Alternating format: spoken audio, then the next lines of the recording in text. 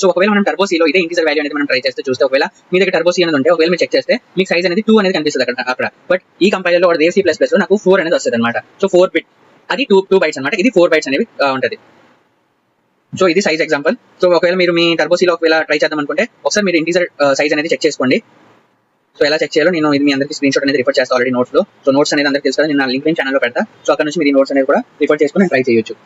So next వచ్చి ఇది మనం బైట్స్ అనమాట. సో నేను ఆల్రెడీ 2 పాయింట్స్ అనేవి అందరికి క్లియర్ చేసా. First type of data we want to store. మనం ఏ టైప్ ఆఫ్ డేటా మనం స్టోర్ చేయాలనుకుంటామో సో డేటా టైప్ అనేది మనకి హెల్ప్ అవుతుంది. సో ఏ టైప్ ఆఫ్ డేటా మనం దేంట్లో స్టోర్ చేయాలనేది. సో లైక్ ఇప్పుడు మనకు ఒక ఎగ్జాంపుల్ చెప్పాలంటే లైక్ మన ఇంట్లో ఉప్పు కారం అన్ని ఉన్నాయి. సో ఇప్పుడు మనం దేంట్లో పడితే అవి బయట నుంచి కవర్ అయి ఉన్నాయి. సో మనకి కనిపించమన్నమాట లోపల ఏముంది. సో మనం బయట అనేది ఒక ఇండికేషన్ లా రాసుకుంటాం. సో దీంట్లో ఉప్పు ఉంది, సో దీంట్లో సాల్ట్ ఉంది, దీంట్లో మిర్చి ఉంది, దీంట్లో మసాలా ఉంది అనేది బయట ఒక పేపర్ మీద ఇండికేటర్ లా రాసుకుంటాం. సో మనకి అర్థమవుతుంది. సో దేంట్లో ఏ వాల్యూ అనేది మనం స్టోర్ చేస్తాం. సో ఇప్పుడు కంటైనర్ అనేది మనం వేరియబుల్ అనుకుంటే సో ఆ బయట మనం ఇండికేషన్ ఇస్తాం చూడండి. సో దాన్ని మనం డేటా టైప్ అంటాం. సో ఏ డేటా టైప్ లో ఏది ఉంది అని తెలుసుకోవడానికి ఈ డేటా టైప్ ని యూస్ చేస్తాం. So type of data we want to store అనమాట. సెకండ్ వచ్చి number of bytes required. So దేనికి ఎన్ని బైట్స్ అనేవి కావాలి, ఇంటీజర్ కి ఎన్ని కావాలి, సో ఇవన్నీ మనం దీంట్లో తెలుసుకుంటాం అనమాట.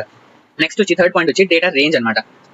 సో డేటా రేంజ్ అనేది తెలుసుకున్నాం. సో డేటా రేంజ్ అనేది ఏంటి? డేటా రేంజ్ అనేది ఏంటంటే లైక్ ఇప్పుడు మీ అందరి దగ్గర టర్బోసీ అనేది మీ సిస్టమ్ లో వర్క్ అయితే ఒక్కసారి ఇది ట్రై చేయండి. లైక్ హ్యాష్ ఇంక్లూడ్, నేను ఇది టర్బోసీ ఉన్న వాళ్ళ కోసం చెప్తున్నా. లైక్ మీరు అందరూ ట్రై చేస్తే మీ అందరికి ఇంకా క్లారిటీ అర్థమవుతుంది. సో వాయిడ్ మెయిన్, సో ఇంట్ ఏ ఈక్వల్స్ టు మీరు ఒకసారి 32,767 అనేది ప్రింట్ చేయండి. మీకు అవుట్పుట్ ఏమొస్తుంది అంటే 32,767 అనేది మీకు అవుట్పుట్ లో ప్రింట్ అవుతుంది. బట్ అదే 32,767 ప్లేస్ లో మీరు ఇంట్ ఏ ఈక్వల్స్ టు 40,000 అనేది ప్రింట్ చేయండి. ఒకసారి మీ టర్బోసీలో మీరు ఇంట్ ఏ ఈక్వల్స్ టు 40,000 అనేది ప్రింట్ చేసి చూడండి. అది ప్రింట్ అవుద్దా లేదా అనేది చూసి చెప్పండి.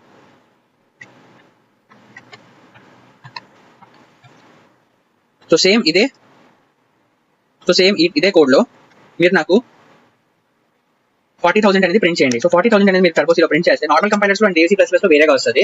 బట్ ఒక్కసారి మీరు టర్బోసీలో ఇది ఎగ్జిక్యూట్ చేస్తే మీకు అర్థమవుతుంది. సో మనకు అవుట్పుట్ అనేది ఇక్కడ ఏమొస్తుంది అంటే అన్ఎక్స్పెక్టెడ్ అవుట్పుట్ అనేది వస్తుంది. సో మనం అసలు ఎక్స్పెక్ట్ చేయలేం ఆ అవుట్పుట్ అనేది. లైక్ 25,536 అనేది మనకు అవుట్పుట్ లో వస్తుంది అనమాట.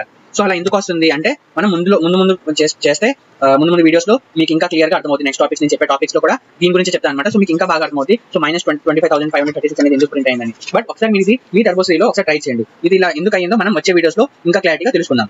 సో 40,000 నాట్ స్టోర్డ్ బికాస్ 40,000 అనేది స్టోర్ చేసుకోదు. అందుకే -25,536 అనేది ఇస్తుంది. సో ఇంటీజర్ హ్యావింగ్ రేంజ్ అనమాట ఆఫ్ కెపాసిటీ. సో ఎగ్జాంపుల్ ఏంటంటే ఇప్పుడు మీ అందరికీ కాన్సెప్ట్ అర్థం అవడం నేను ఒక ఎగ్జాంపుల్ చెప్తా. లైక్ మీ దగ్గర 1 లీటర్ బాటిల్ అనేది ఉంది అండ్ దాంట్లో మీరు 1.5 లీటర్ వాటర్ అనేది స్టోర్ చేద్దాం అనుకుంటారు. సో అది పాసిబుల్ సో ఇంపాసిబుల్ అనమాట. సో సేమ్ అలాగే మనకి కొన్ని కెపాసిటీ కొన్ని రేంజ్ అనేది ఉంటుంది ప్రతి డేటా టైప్ కి. సో అంత మాత్రం మనం స్టోర్ చేసుకోగలం. సో ఇప్పుడు ఇంటీజర్ కెపాసిటీ అనేది ఎంత ఉంటే దానికన్నా మనం 40,000 అనేది కెపాసిటీ ఎక్కువ అయిపోయింది. సో అది స్టోర్ చేసుకోలేదు. అందుకే దానికి అవుట్పుట్ లో -25,536 అనేది వచ్చింది. సో ఒక్కసారి మీరు అందరూ ఇది మీ